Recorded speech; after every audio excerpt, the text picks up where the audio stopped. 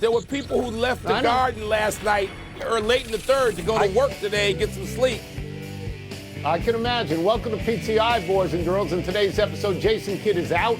The Big Ten is a fan of a 24-team playoff, and Kendrick Perkins joins us for 5 good minutes. But we begin today with the Cleveland Cavaliers blowing a 22-point lead about halfway through the fourth quarter and losing to the Knicks in Madison Square Garden last night in overtime, 115-104.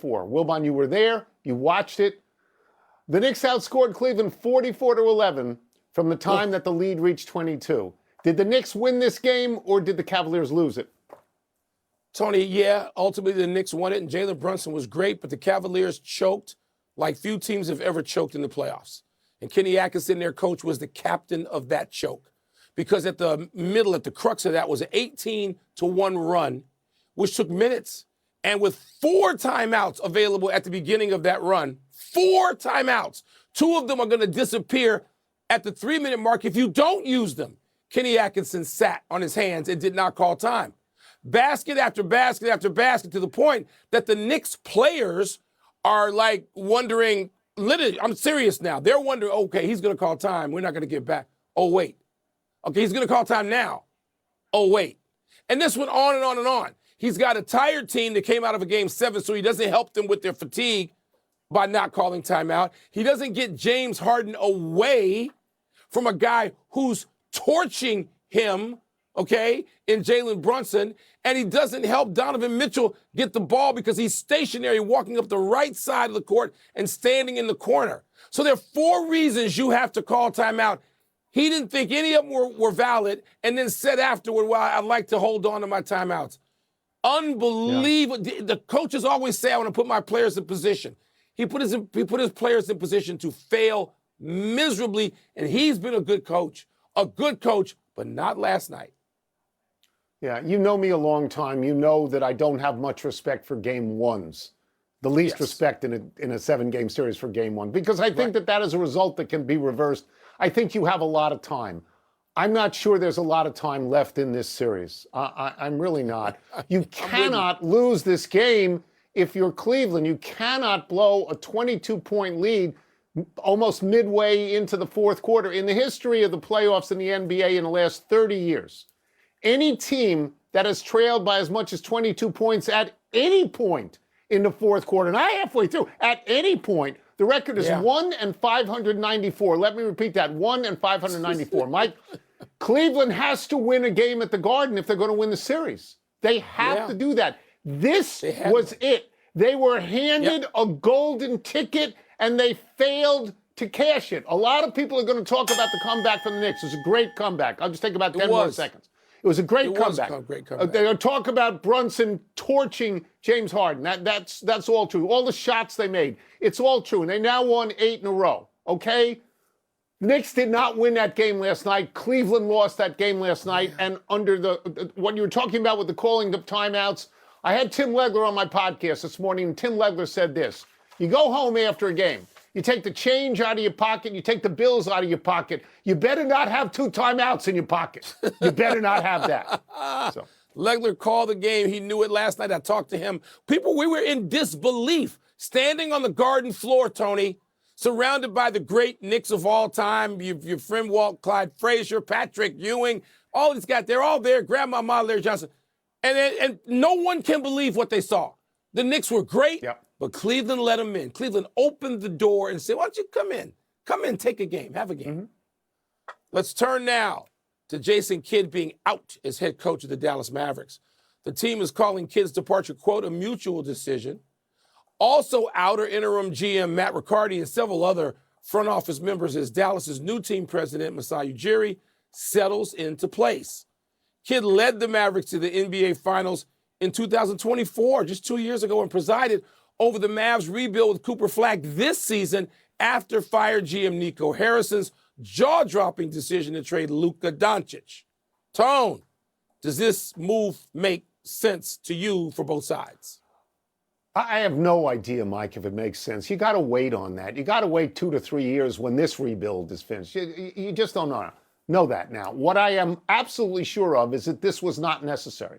It was not necessary to fire Jason Kidd. It was not necessary to hire Masai Ujiri. It all comes from the dumbest trade of all time, as you referred to, when Nico Harrison trades away Luka Doncic less than a year after Luka Doncic had led them to the NBA Finals, coached by Jason Kidd. Now, here's how dumb that trade is. Because when you get done with everything that's happened since trading him for Anthony Davis, who barely played at all in Dallas, now that trade, Anthony Davis is on the tanking Wizards. Now that trade is Luka Doncic, a perennial all-star, for Marvin Bagley, I believe, a couple other players who you don't even know, and draft choices down the road. That's why Nico Harrison got fired, and that's why he'll never get a job again.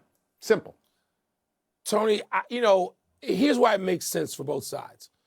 Masai Ujiri, the owner, wants to bring in a new president of ops, of course, yes, to replace Nico Harrison. Masai Ujiri built a championship roster in Canada, in Toronto, 2019. Yep. And on the way out, when he left Toronto last year, he didn't leave the cupboard bare.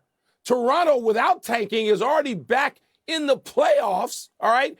Went to a game 7, right? And they got good young players led by Scotty Barnes, and they're going to contend, and Masai Ujiri will have been responsible for that signature too. So you bring Masai in to do that in Dallas, right?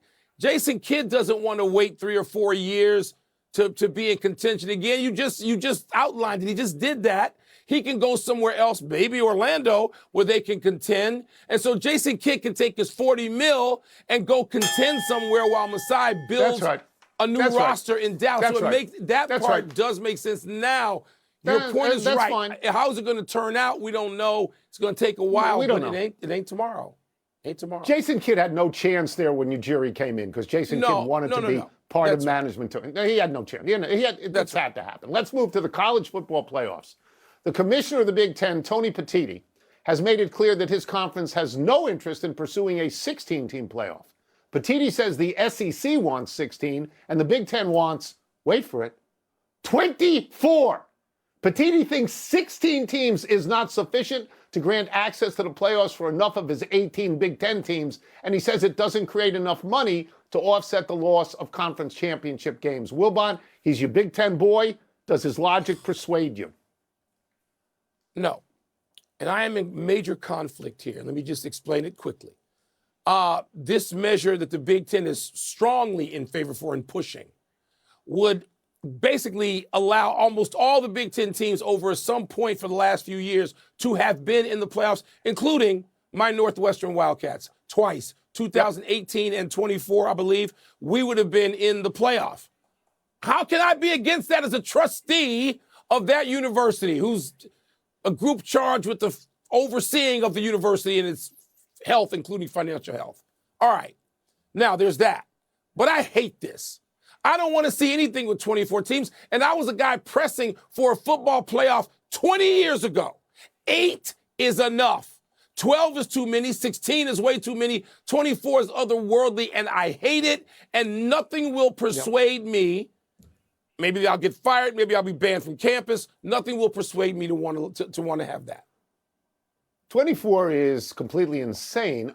Does the Big Ten understand that this is not basketball, this is football? You cannot complete 2 rounds of a football tournament in the same weekend like you can in basketball? I mean, you just can't. What are they going to do with 24? Are they going to have play-in games in Dayton?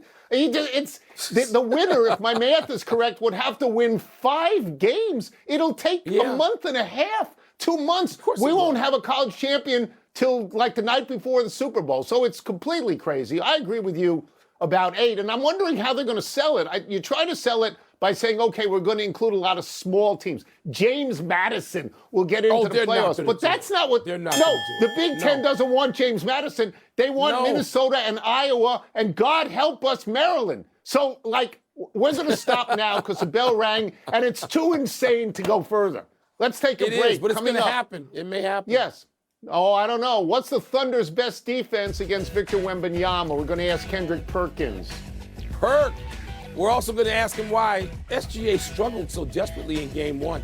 Tony, I'm speaking against my own interests. I understand. 24. It's just 24. I never saw that coming. Game 2 of the Western Conference Finals is tonight, which makes it a perfect time for a visit from our great friend from NBA Today, ESPN NBA analyst Kendrick Perkins. Let's start with this. You played center in the NBA. This is a simple one. What are you seeing when you watch Victor Wembanyama? I'm seeing dominance. I'm seeing greatness. And guess what, Tony? In the next 30 years from now, we're going to be sitting up here having a GOAT debate, and it's going to be Wemby, Jordan, and LeBron in no particular order. That's how great he is already. And guess what? He's just getting started.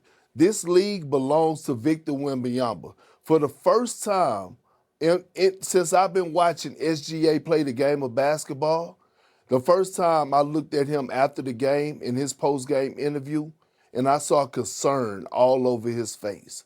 And that's because Wemby went into the arena and snatched the souls out of the NBA champions, and he let them know about it. He's going to continue to let them know about it. The hatred that he has for them and others that doesn't have on the San Antonio Spurs jersey makes it everything and more.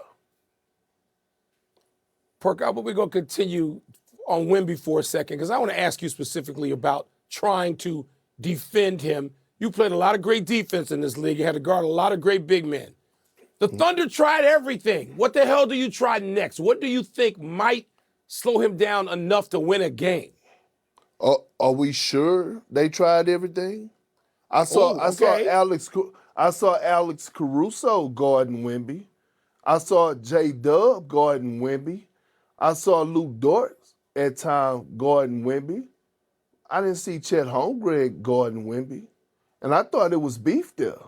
I thought they both wanted to make hamburgers. But to me, it seemed like that Chet Holmgren was ducking smoke. And you cannot allow Wemby to come into your home and do what he did in game one and not respond in game two. And I don't want to hear about the game plan is for Chet to be a help side defender. No, I don't want to hear that. Because when I played with the Celtics, it was times where Paul Pierce came in the timeout in the huddle and said, Tony Allen, sit back. I got Braun. I got Kobe Bryant. It was times where I was playing with Kevin Durant, and Kevin Durant told Thabo Sefolosha, no, I got Braun. This is the moment for Chet to take that rise and say, I'm taking it personal. Because newsflash, Chet, if he's saying this, the man don't like you. Matter of fact, he hates you. And you need to understand and have that same hatred towards him and protect your damn house. I need to see Chet Holmgren at 7-1 defend Victor Wembanyama. I'm not saying he's going to stop him, but damn it, at least try and match up with him. I love this. All right, let's go back to SGA, who you mentioned already. He had a terrible shooting night, 7 for 23. Was he just off, Perk, or is San Antonio's defense, and I know they got a great guard rotation defensively, did that defense throw the two-time MVP off his game? It is. It's the defense of the San Antonio Spurs. And guess what? Because of the dominance and how great Wemby is defensively, their perimeter defenders get overlooked. When you look at their size and athleticism, right? We're talking about Dylan Harper, 6'5", right? Champagne, he's 6'6", 6'7". Keldon Johnson, big wing.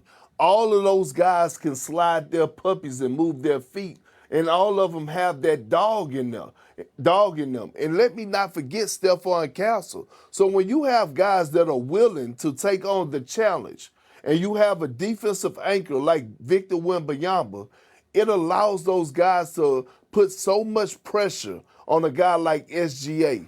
And it's hard because they could take his physical push off, his little nudge for him to get separation, and now those shots are a lot harder. In order to get SGA going, the Thunder are going to have to get out in transition, force turnovers, and get SGA out in transition so he could get easier looks.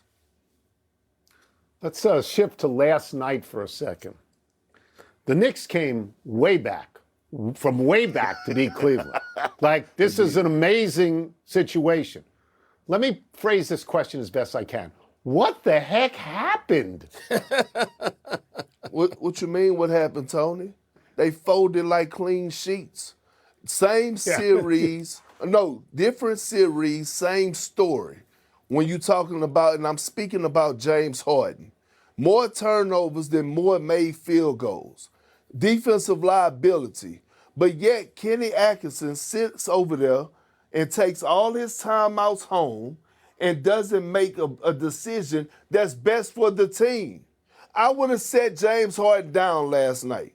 The way that Jalen Brunson was picking on him in the fourth quarter and in overtime, 7 for 8, Jalen Brunson went when James Harden was guarding him. At some point, Kenny, you got to do what's best for the team. You have Dennis Schroeder over there. You have D. Wade over there. You have all of these guys and options that you could have put on the floor. And also, having James Harden on the floor, guess who it took away from Donovan Mitchell? How many times last night did we see Donovan Mitchell standing in the corner offensively? Kenny Atkinson has to get out of this love fest that he has with James Harden. I don't know if it's because they verbally agreed to give him a contract extension after this season and it's coming from the top that he has to be on the floor, but his last 3 games has been horrible to the point that you're keeping him on the floor and it's hurting the team. This is Coach why you're Perk. on this show. Coach Perk. This is why we love you. Coach Perk. Thank you, I Perk. love y'all too. Thank you. See you soon, my brother. Let's take one last break. Still to come, James. Happy time, people. Happy 84th birthday, Leroy Kelly. History lesson, kids. Kelly is a Hall of Fame running back. He was an 8th-round draft pick out of Morgan State in 1964. Fortunately for Kelly, the Cleveland Browns took him, and he got to learn the position behind the greatest running back of all time, Jim Brown. Kelly took over from Brown when Brown left football to become an actor. Kelly led the NFL in rushing yards twice and in rushing touchdowns 3 times. He was first-team All-Pro 3 times, and he went to 6 Pro Bowls. Kelly was on Cleveland's NFL championship team in 1964. That's the last time they won a championship. Cleveland remains one of 4 NFL teams that have never reached the Super Bowl. Tony, was pretty cool when I was in March in Morgan State's gym in Baltimore, and there hanging is the banner, jersey commemorating Leroy Kelly. It's very exciting to see that all these years later and know that he went to Morgan State. What a great backing guy he is. Happy birthday. Happy anniversary, Indiana Pacers. On this day 54 years ago, the Pacers closed out the final series by beating the New York Nets 108-105 to win their second of 3 ABA championships. This was 4 years before the merger. That Nets team featured Rick Barry, who was the ABA's biggest catch, having been an all-star in the NBA before jumping to the ABA. Those Nets also had Billy Paultz, John Roche, Bill Melchione, Trooper Washington, and Ollie Taylor. The Pacers had Roger Brown, Mel Daniels, Freddie Lewis, Rick Mount, and a terrific rookie, George McGinnis. I was at that game, working for Newsday. The Pacers and the Nets entered the NBA in 1976, and neither team has won a title yet. The other entering ABA teams, Denver and San Antonio, both have. Quickly, another Pacers anniversary. 364 days ago, the Pacers came back from 14 down with less than 3 minutes to play and beat the Knicks in the Garden in OT. I'm just saying, wow, 1 year. Happy trails to hitting a grand slam the easy way for James Wood. The Nationals outfielder hit one the hard way in the second inning of last night's game against the Mets. Wood launched a fly ball to the opposite field, as he often does, that caromed off the heel of the glove of left fielder Nick Morabito. Wood rounded the bases and beat the throw home handily with a beautiful headfirst slide, something you don't see often from someone who is 6'6". The grand slam cut the Mets' lead to 1 in a game the Nats ended up going on to win 9-6. There was another inside the Parker of sorts last night as Diamondbacks outfielder Corbin Carroll legged out a triple, but took a relay throw off his bare noggin while sliding in. Corbin quickly got up, scampered home for what was officially scored a triple and an error. I want to go back to Morabito and James Wood. Morabito went to Gonzaga High School in Washington, D.C. James Wood, who hit the home run, went to his blood rival St. John's in Washington, D.C. Yes. Tony, you know this is major conflict in the nation's capital. How cool was that? But they don't talk to each other. No. Those people from those schools don't talk to each other. That's right. Let's go to the big finish. The Brewers beat the Cubs, took over first place in the NL Central. Your thoughts, Mr. Cub? The Miz is unhittable, but more importantly, the Cubs are in trouble. I told you this. You asked me going into the series, are you confident? And I said, oh no, I'm terrified. Now you know why. Aaron Rodgers says, thank God this will be his final season. Are you surprised? Yeah, what if he has a great year? What if he does? Southampton got booted from the Championship League final for spying on multiple opponents. That's a big deal, right? Yes, it's huge. They had a chance to get promoted into the Premier League. And it's soccer heaven. Now they blew it. Ben Simmons' sport fishing team, won the Blue Marlin Open in the Bahamas. Are you impressed with that? Yeah, maybe he's better at that than the NBA. It surprises me. Last one, Golden Knights and Avalanche, game 1 tonight. Who you got? PK Subban has convinced me the Golden Knights could possibly play good enough defense to slow down the Avalanche. I'll take them, the Golden Knights, in game 1. We're out of time. We'll try to do better the next time. And I'm Tony Kornheiser. And I'm Mike Wilbon. Same time tomorrow, knuckleheads.